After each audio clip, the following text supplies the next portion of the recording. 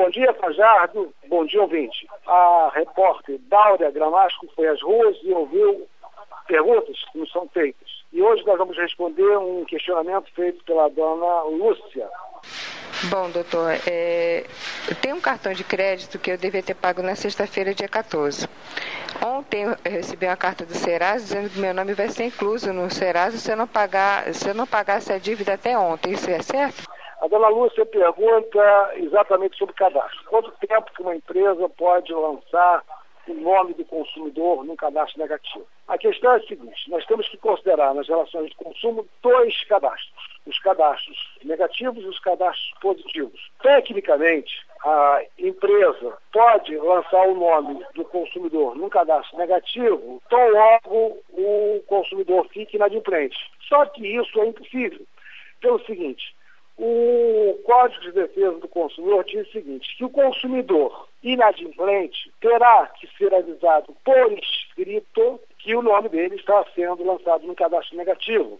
Então, na prática, já que é necessário que o consumidor seja informado por escrito de que o nome dele está indo para o cadastro negativo, isso dificilmente acontecerá antes do prazo de 15 dias. Porque se a empresa, a despeito do consumidor estar inadimplente, ousar lançar o nome desse consumidor no cadastro negativo, os dois mais conhecidos, SPC e Serasa, sem que ele, consumidor, tenha sido notificado por escrito, a empresa está lançando o nome desse consumidor indevidamente no cadastro, o que enseja a possibilidade de reclamar dano moral. Então, dona Lúcia, embora juridicamente possa, tecnicamente a empresa não deve fazer, porque poderá estar incidindo em lançamento indevido, o que causaria o chamado dano moral. Evidentemente que uma empresa notificando o consumidor de que ele poderá lançar não significa que a empresa tenha lançado. A pergunta, então, que poderia nascer era a seguinte: uma correspondência, simplesmente informando o consumidor de que ele está inadimplente, que o não pagamento em X tempo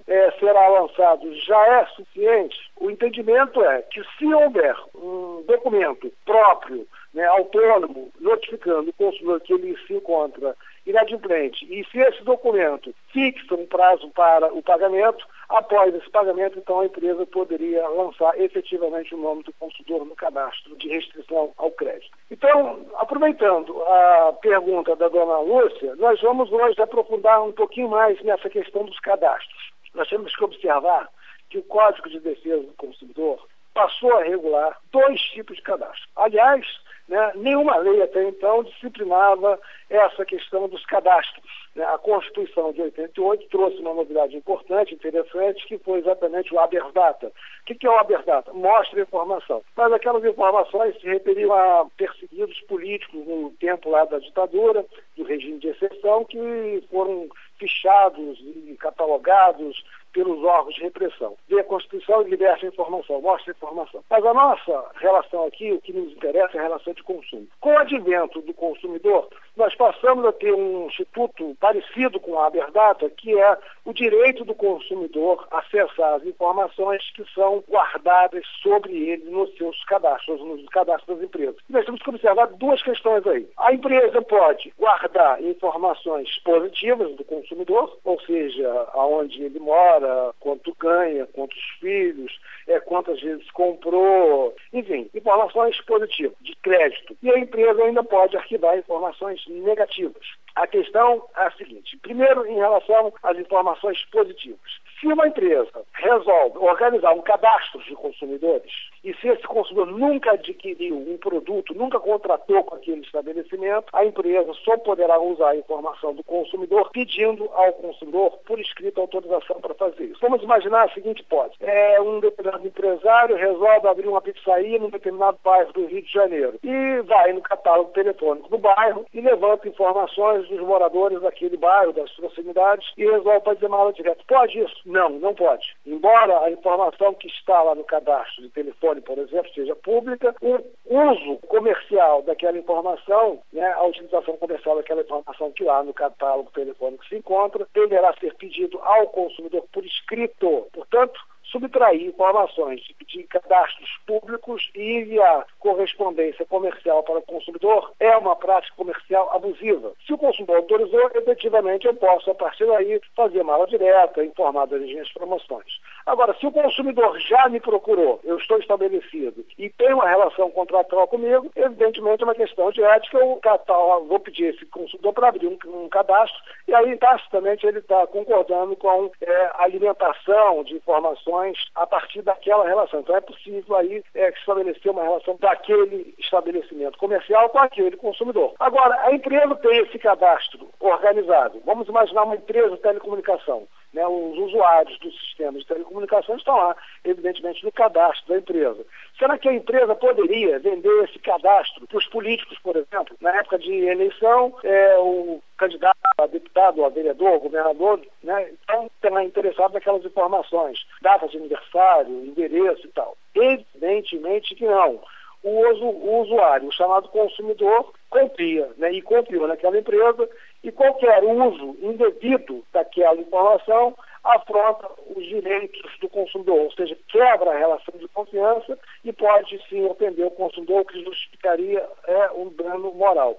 Veja o seguinte, não temos ainda nenhuma informação negativa, nós temos ainda só informações positivas. Então, uma empresa deve tomar muito cuidado ao usar a informação positiva dos consumidores. Vamos imaginar, então, que esse consumidor que contratou com uma determinada empresa, um determinado estabelecimento, fique inadimplente. O nome do consumidor, como a gente já respondeu aqui no caso da dona Lúcia, poderá ir para o cadastro negativo SPC e Serasa após a notificação de que ele está devendo. E a partir daí, essa informação passa a ser pública e é uma informação que interessa a todo o sistema. Aquele consumidor que ficou inadimplente terá dificuldade de contratar com outro estabelecimento, uma vez que o outro estabelecimento tem direito de saber que há contra aquele consumidor inadimplente uma restrição ao crédito. Isso é bom para o consumidor? A pergunta é, isso é bom para o consumidor? Evidentemente que é, porque se o sistema confia nas informações que estão lançadas e aqueles consumidores inadimplentes estão fora, possivelmente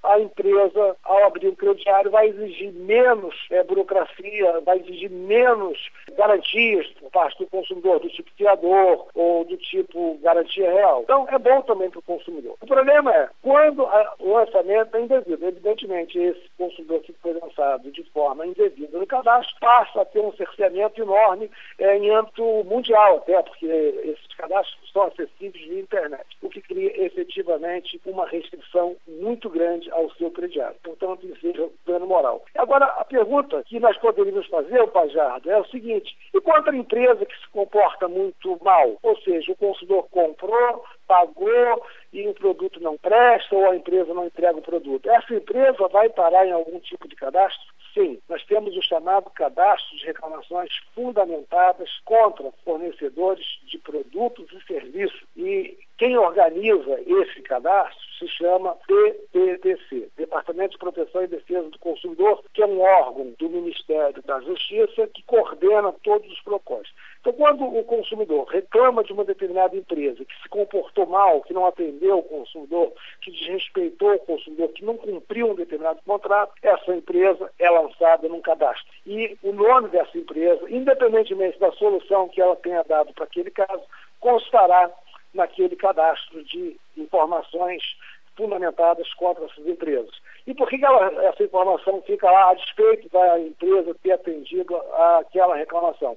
Fica exatamente para que o consumidor tenha uma exata noção da evolução dos problemas em relação àquela empresa. Ou seja, por 5 anos o consumo pode traçar um parâmetro. Caramba, essa empresa teve X reclamações no ano de 2003, no ano de 2004 o número de reclamações diminuiu, no ano de 2005 diminuiu mais ainda, e a tendência então é de um bom comportamento, ou seja, essa empresa está aprimorando as suas práticas, o que é bom para o consumidor. Evidentemente, se ela estiver piorando, o consumidor pode não contratar com essa empresa, porque embora a empresa tenha lá um lançamento contra ela, a gente tem que levar em conta o universo de clientes que tem aquela empresa. O que é importante para o consumidor é exatamente qual é o tratamento que esta empresa dá para aquelas reclamações. Ou seja, resolve ou não resolve? E qual é a evolução ao longo do tempo? Ainda em relação aos cadastros, uma questão relevante que merece colocação aqui é por quanto tempo a informação do consumidor inadimplente permanece no cadastro. O tempo máximo de permanência das informações negativas dos consumidores nos cadastros, os dois mais conhecidos, SPC e Serasa, é de 5 anos, embora o consumidor não tenha pago a dívida. Significa dizer que a dívida acabou? Não. Se essa dívida não prescreveu ainda, a empresa pode usar um meio judicial de cobrança. Mas a restrição do cadastro SPC e Serasa necessariamente sairá com 5 anos. Por hoje, Fajardo, é só e estamos de volta na quinta-feira. Bom dia, ouvinte. Bom dia, Fajardo.